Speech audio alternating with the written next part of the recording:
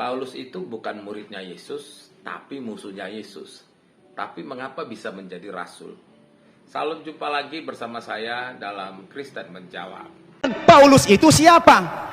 Paulus itu bukan muridnya Yesus, bukan sahabatnya Yesus, bukan pengikut Yesus, tapi Paulus itu adalah musuhnya Yesus. Kalau kita melihat perjalanan hidup Rasul Paulus, memang pada awalnya dia adalah orang yang sangat-sangat membenci orang yang percaya bahwa Yesus itu adalah Tuhan. Dalam Kisah Para Rasul 9 ayat 1 dikatakan, sementara itu hati Saulus, waktu itu namanya masih Saulus ya, belum Paulus, masih berkobar-kobar untuk mengancam dan membunuh murid-murid Tuhan.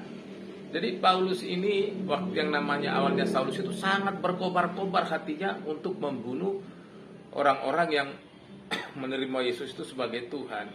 Maka kemudian dia menghadap imam besar dan meminta kuasa supaya dia diberikan lisensi atau izin untuk membunuh orang-orang yang menjadi pengikut Yesus. Tapi dalam perjalanannya ke Damsyik, tiba-tiba itu ketika dekat kota itu, tiba-tiba cahaya memancar dari langit mengelilingi dia.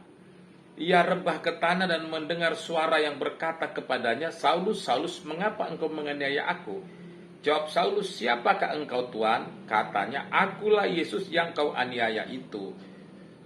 Kisah Rasul 9 ayat 3 dan 4. Dari sini kita sudah tahu dengan jelas bahwa dalam perjalanannya untuk membunuh orang-orang yang menjadi pengikut Yesus, dia bertemu dengan Yesus lewat cahaya yang turun dari langit yang mengelilingi sekelilingnya. Lalu dia bertanya, siapakah engkau? Dan kemudian Yesus datang dan berkata kepada dia, akulah Yesus yang kau aniaya itu.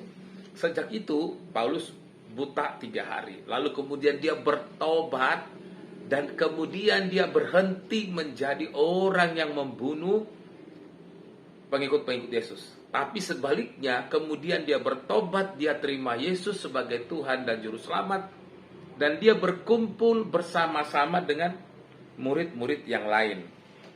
Dari sini kita bisa melihat bahwa Paulus itu mengalami pertemuan pribadi bersama-sama dengan Yesus. Jadi Paulus itu bertemu secara pribadi lewat sebuah kejadian dalam perjalanan menuju Damsyik. Tetapi yang harus diingat adalah bahwa pada saat Paulus dia ada di dunia dan membunuh orang-orang yang menjadi pengikut Yesus, waktu itu dia tidak pernah bertemu dengan Yesus ya.